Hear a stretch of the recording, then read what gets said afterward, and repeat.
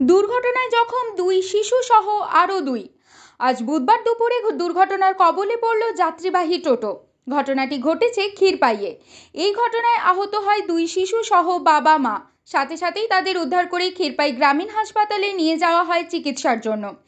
ক্ষীরপাইয়ের চৌকান থেকে কাশীগঞ্জ যাচ্ছিল যাত্রীবাহী টোটোটি। হঠাৎ করে একটি বাচ্চা ছেলে সাইকেল নিয়ে টোটোর সামনে চলে আসে। ওই বাচ্চাটিকে বাঁচাতে গিয়ে রাস্তার পাশে ড্রেনে যাত্রী নিয়ে উল্টে যায় টোটোটি। টোটোতে থাকা দুই শিশু ও তাদের বাবা মা আহত হয়। স্থানীয়রা উদ্ধার করে ক্ষীরপাই হসপিটালে নিয়ে যায় তাদের।